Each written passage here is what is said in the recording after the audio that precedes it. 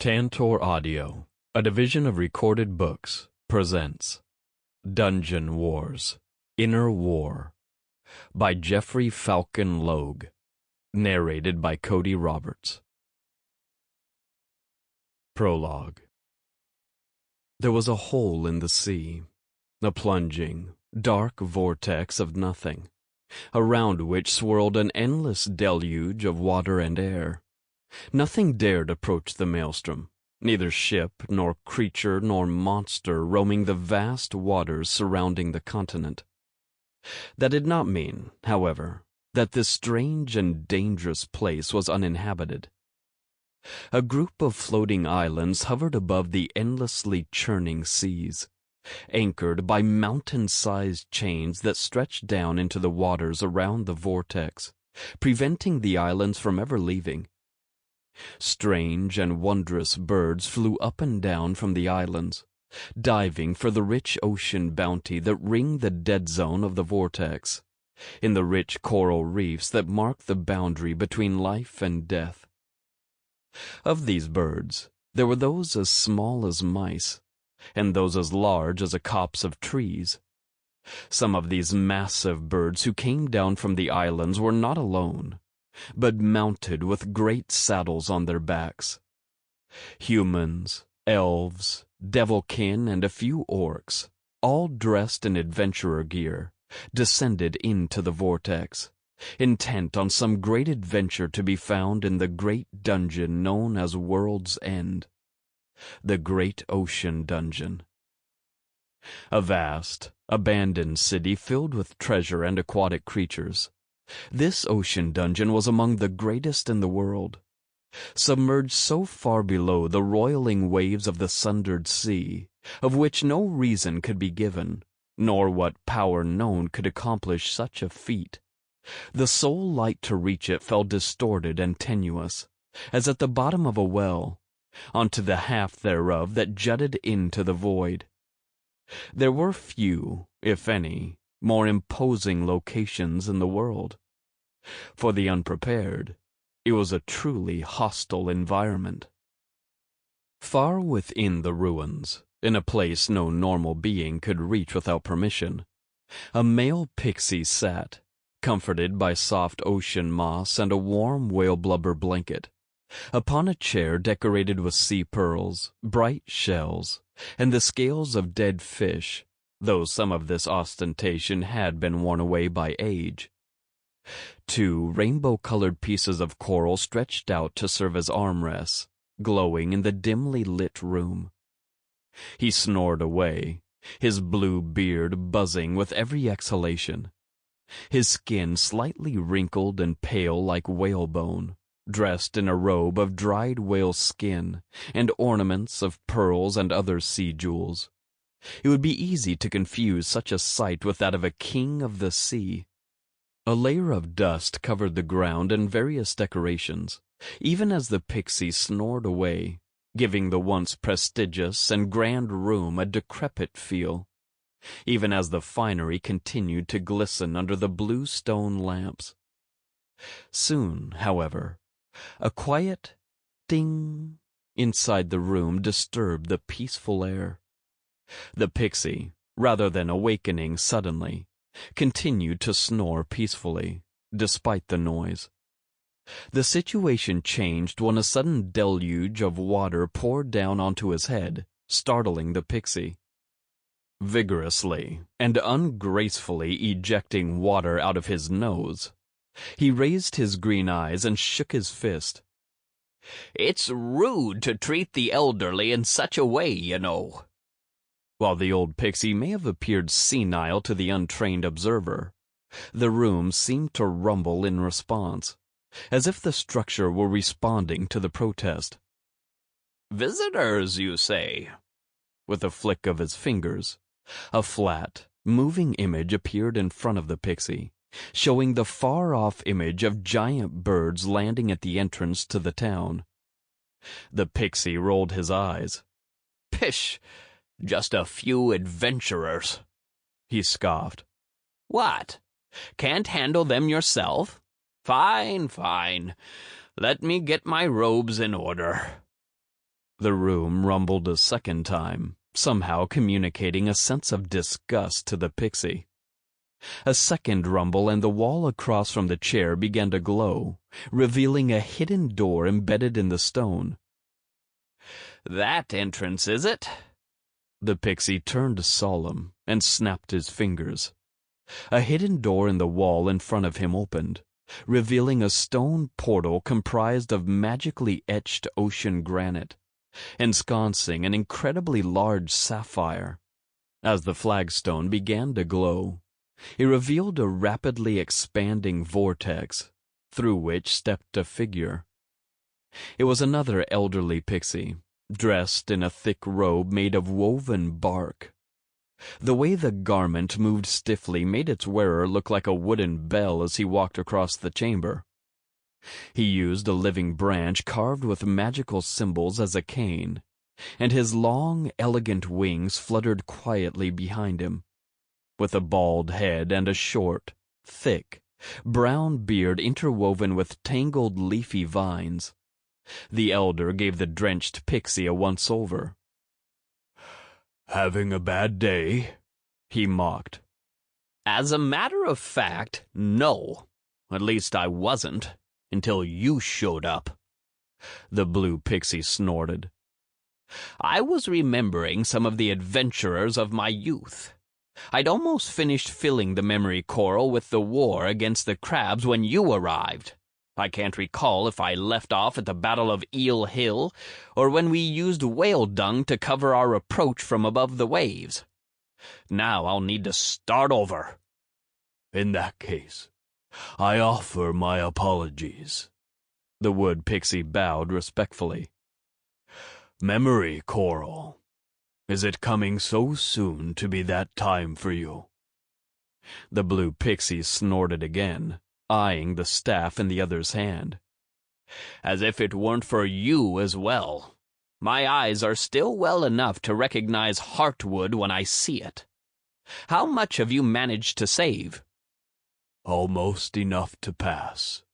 The wood pixie sighed. "To think the time would come so soon for us both. Remember the first conference we fought against each other? I beat you black and blue. Well, bluer at least, with my ivy golem. I made sure that the heartwood recorded that memory." "You had a year's worth of experience and growth over me, and you know it," the blue pixie grumbled. "And I got you back with a Una seahorse, which was quite troublesome to breed. Do you know how much effort I had to put in to breed the coral-blasted thing from normal magical seahorses?" As the memories of hard work played through his mind, the blue pixie let a look of nostalgia dance across his face. He looked over at the other pixie, noting the wrinkles and tinge of almost hidden gray in his beard. "You still have the scar on your hand, I see," the blue pixie noted. "We were so shocked when the horn kept going through your golem and caused you to bleed. Such a ruckus we made trying to find a healer." The two shared a chuckle as the memories flowed through each of their minds, causing the coral around the chair and the staff to glow momentarily. They both waited until the glow subsided before continuing. "In any case, what brings you by?" inquired the blue pixie. "It can't be to muse about the past with this old fossil of a pixie. Need some more shells for your family?" "While I'm not here to reminisce, we should take some time to do so later. The young ones always seem so eager to unlock new evolutions," the wood pixie said. "No, old friend, this is about the coming Pixie Conference." "That time already?" the blue pixie muttered, surprised. "How long have I been asleep?" The dungeon rumbled in response. The green pixie nodded in agreement, reacting to some voice only the two of them could hear. "You've been snoring away for 5 years, Coralbeard. Not the longest nap I've ever heard of, But you seem to have neglected your duties as well. The visiting pixie stared hard at the thick covering of dust in the room. Oof. The blue pixie, Coral Beard, winced. Good thing you came by, then. This old ruin would have disposed of me, had I slept any longer. And yes, sadly, he cocked his head, his eyes narrowing, it does appear I have been neglecting my duties. Did my snores wake the dead again? With a wave of his hand, another image appeared in front of the two pixies. The image itself appeared from an orb of water that dripped down from the ceiling, forming a mirror that showed a vision of another space, a reflection of the world within the ruins.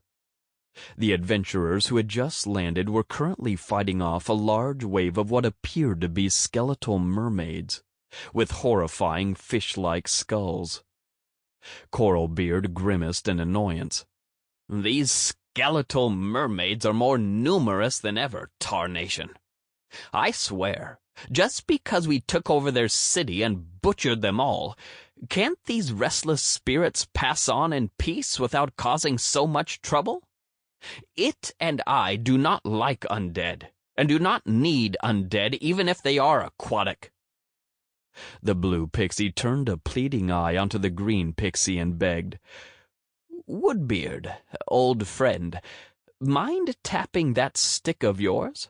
If I must use the salt water to clear them away, I'll have dead adventurers and wasted mana. The wood pixie, Woodbeard, let out a snort at the mention of undead. Raising his staff, he slammed it onto the ground, sending a green wave through the ground that quickly vanished. High above in the first floors, the adventurers taking on the unexpected undead were startled as their opponents turned to dust, leaving the entrance to the dungeon itself clear. I told you, didn't I? I told you mass genocide would lead to this issue, Woodbeard lectured. You were much too foolish in your youth, thinking that the anti-spiritual properties of salt would eliminate any undead from here. Look at you now, forced to take the time to cleanse your own dungeon because they reformed their bones from the very ground where they died. How many adventurers unknowingly were wasted while you napped?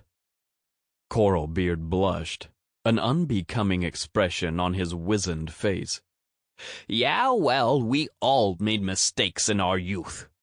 I with the location move of the dungeon. You cursing yourself to that abysmal skirt. It's a toga. Toga whatever. Forced to wear it until you die. And old Skeleton Face having that daughter of his kill him and murder his dungeon. She's a real nasty piece of work, that one. Considering how he raised her, I'm not surprised how it turned out, Woodbeard sighed. Still, it's she that I came to talk to you about, as it relates to the conference. It's her family's turn, you remember. Yes. Coral Beard nodded. Old Puffy Cloud's beard oversaw the last one, so her turn is next. Has she been warned about choosing the main event? I don't want another spectacle like the last time she organized it. Oh, call it how it was, Woodbeard snapped. It was a bloodbath of unbelievable nightmares. So many young pixies wasted. So many dungeons lost. We should have just had them devoured, honestly. It would have been less gruesome. And yet, the blue pixie pointed out, neither of us had any complaints once she divided up the spoils evenly between the families. Still, it's not good to have such an event too often. Otherwise our families would lose the respect we are due. The middle and lower families wouldn't bother showing up if they expected to lose their most promising stars every conference. Yes, which is why she has agreed, by her own admission, to tone the fun down." The green pixie grimaced. "I had the unfortunate privilege of listening to her plans in full detail." He trailed off dramatically, taking a comical posture. "Don't keep me sitting here in suspense," Coralbeard snorted. "Spit it out already, old man." "You know I can't completely spoil the surprise," Woodbeard murmured happily, enjoying the atmosphere. "Organizers are magically bound to secrecy. I'd lose my wings if I spoke out of turn. She as well." "Doesn't mean you haven't given your descendants close hints." "Of course not. Being an organizer is a privilege and offers that benefit." The green pixie grinned evilly. "So, about those shells for my cute little ones." Fine, fine, you old thieving codger," Coralbeard groaned. With a wave of his hand, the entrance to an astral bag appeared overhead. From within this tear in the fabric of space-time, bags upon bags of seashells appeared, ranging in size from the normal sizes to gigantic, monster versions. Woodbeard waved his hand, sending the bags through the portal behind them as they magically shrank to fit. "It's a force-type bout," he revealed, satisfied with the payment. Coralbeard raised an eyebrow. "Interesting. Haven't had that type in a while. I wonder, is it an army, strike force, or small squad?" "That would be telling now, wouldn't it?" Woodbeard chuckled, stroking his beard in amusement. "Still, I did what I came here to do. I must be off." "To extort the others, I bet," the blue pixie surmised. "Naturally." The wood pixie grinned happily. "As I mentioned, organizers earn perks, as you too shall when the role returns to you. If you live long enough anyway." "I'll be here as long as you, skirt-bearer." "It's a toga!" Grimacing, Woodbeard stepped back into the portal and vanished, the door closing behind him and the wall hiding the structure from sight once more. Coralbeard twiddled his thumbs, thinking to himself. "I'll be going out. Family meeting," he announced suddenly. "When I'm back, I'll make up for the 5 years of neglect." The room rumbled slowly, satisfied. Coralbeard inwardly let out a sigh of relief. It would have been troublesome if permission had not been given to leave.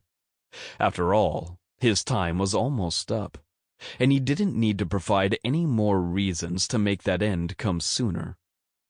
The memory coral for the next generation wasn't full yet, and he still had so much left to pass down before his final duty. With a flick of his wrist, the blue pixie vanished, chair and all. Stillness returned to the room, even as the cries of dying adventurers rang out from high above, having found the true denizens of the great ocean dungeon and all their strength. Chapter 1. Eyes narrowed, ears flattened. The forest lion padded silently along the undergrowth of the forest. With each step it took, its paws would effortlessly mold to the shape of the ground, covering stone and twig without breaking them. To an observer, the great hunter looked more akin to a ghost than a hungry feline, as it left no trace of its presence behind, not even a wisp of scent. And yet, a glimmer of hunger and determination twinkled in its eyes, a clear sign of life, as its attention remained locked on the view before it. There, just ahead on the sloped ground surrounding an uprooted tree, 2 furry slimes with ears and tails were pacing. If the forest lion had witnessed these abominations a few months ago, it would have avoided them at all cost. A gigantic maw of sharp, Slime-hardened teeth and a lack of face and bones rendered these slimes into threatening monstrosities. These slimes are new additions to the forest, having appeared sometime within the last week or so, after the great battle of food. In fact, the lion's den was filled to the brim with enough meat to last the coming winter, a welcome relief given its previous strict diet of slime cores. Though it had enough food hidden away, the forest lion did not allow itself to rest on its laurels. The strange forest had changed, and the primal hunter had to learn to adapt to survive, not only for itself, but also for the 3 female forest lions who had joined it. After the great battle of food, the ground and sky had shaken once again, causing things to change. For one, the forest had finished its growing phase. No longer would trees suddenly appear overnight in places once bare. Not only that, but now trails were left through the brush and fallen leaves, as slimes carved out permanent territories and paths, where before they had vanished after a day from the rapid growth. The appearance of these trails changed the behavior of the slime prey, making their daily movements predictable and their surprise attacks more deadly. The lion had witnessed a patrol of gray slimes easily ambushing a bug slime horde by hiding magic slimes off the path. Since witnessing this tactic, the forest lion had taken to examining the surroundings of prey before making an attack, saving itself from dealing with unexpected prey. Still, the changes in the high forest were not as dangerous as the ones below. Where once pitfalls and broken caves littered the forest, now there were only 5 entrances to the lower cave, each located in different parts of the forest: central, north, south, east, and west. Down there, the light from the luminous slimes did not reach, and all was covered in a sinking darkness, ruled by the echoes of creatures beyond sight. The forest lion had explored out of curiosity, finding below a never-ending maze of corridors, broken buildings, and dilapidated ruins, strewn around as though a great beast had moved through the tunnels. Even with its improved hearing and sense of smell, the lion had found it difficult to hunt the slimes that lived in the darkness, fully adapted to their world. Strange slimes seemingly made of wood and slime were the most common, coexisting with plants that somehow had grown to resemble them and produce sweet-smelling fruit loved by all slime creatures, even the lion. The furry slimes in front also had their lairs in the darkness, filling the corridors with yips and growls as they hunted for prey. Worst of all, however, were the small ones. The forest lion shivered at the memory, causing a small stick to break by accident. The lion froze and stopped breathing, lowering its core temperature as well. The furry slimes ahead perked up at the noise, but appeared to return to their task after witnessing nothing of interest. The forest lion stifled the urge to breathe, knowing the furry slimes were only pretending to have lost interest. It watched as their ears twitched, every few moments, toward its direction, a clear sign of alertness the lion had witnessed in the past from deer.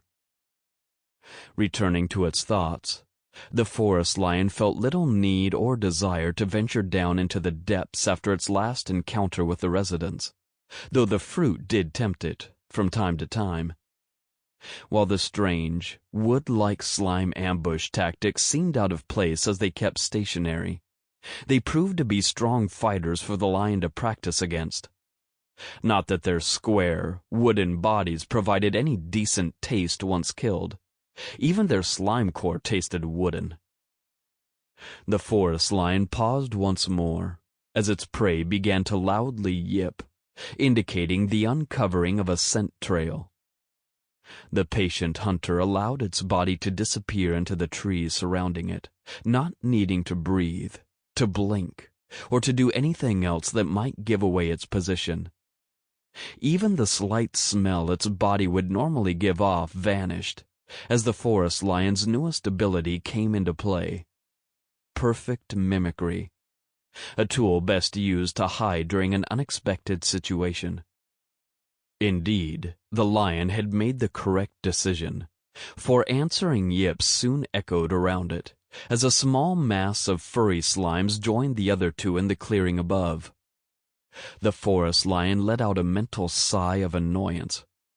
It only had the slightest confidence against 2 furry slimes, but this number was much too strong for it to face. At least, alone. With a twinkle in its eye, the forest lion raised its tail and stretched it slowly into the air. With the slightest of movements, the tail twitched left, then right, and left one more time. As if materializing from thin air, the 3 female forest lions appeared beside it, the lead female wrapping her tail intimately around the forest lions. The 2 let their heads touch, but never let their eyes waver from the prey before them. Like the forest lion, the 3 female lions were using perfect mimicry, though a tiny hair seemed to connect each of them to the forest lion. The forest lion's tail and the 3 hairs retracted before splitting into 3 and separating to touch each female's back. Not making a sound, the tail tapped each back uniquely, sending instructions as if the lion had growled and spoke them aloud. The 4 split up, moving like phantoms into the trees surrounding the furry slimes, who had fallen into a state of confusion from the scent trail leading them in circles around the clearing. They fell over each other in an effort to backtrack and sniff ahead at the same time, leading to a pileup of boneless fur. Unknown to these powerful Tier 3 slimes, however, the trail they had been following was that of the forest lion's tail, which had long retracted back into the surrounding forest while hiding its scent. The furry slimes were quite literally being dragged around by the nose, though only a few individuals possessed noses. The 4 lions, waiting in ambush position, began their silent massacre. As the mass passed near each of them, the forest lions used their tails to impale the stragglers, killing them before the furry slime could make a noise. Like a fishing line attached to a spear, the tails retracted back into the trees, carrying the slain prey with them. While the furry slimes were on high alert for anything suspicious, their lack of sight played against them as their brethren were comically hoisted above their heads like trophies, which conveniently did not bleed, smell dead, or make any noise to attract attention. Only after half the mass had been killed did the remaining furry slimes notice something amiss. Whining, fur flattening in panic, the remaining furry slimes vamoosed back into the woods toward the nearest entrance to the caves, unwilling to stay anywhere near an invisible killer. The forest lions let them escape, though one of the females did spear one straggler that had been run over by its brethren. With a snarl of declaration, the forest lion sank its teeth into one of the furry slime trophies. Instantly, the delicious taste of meat filled its mouth, as teeth sank into flesh. The furry slime was close to that of real meat, but due to its elasticity and flexibility, it achieved incredible tenderness and flavor. Naturally, this was accompanied by an incredibly potent acid that would render most creatures into bone upon prolonged contact. But the forest lion's new body chemistry rendered it immune. Now, it could indulge in the luxurious taste of slime flesh, which it relished slowly with each bite. The lead female poked the forest lion in the shoulder, drawing its attention. It turned its head, seeing the 3 females staring pitifully at it. Though they had gained the perfect mimicry ability like it had, their bodies were still amid their evolution, and they were, thus, unable to handle the acid in the furry slimes. Embarrassed at its selfishness, the forest lion quickly pierced 3 of the furry slimes with its tail, and handed over the non-acidic slime cores to the females. who pounced and gnawed on the hard Tier 3 cores. It would take some time to... Sample complete. Ready to continue?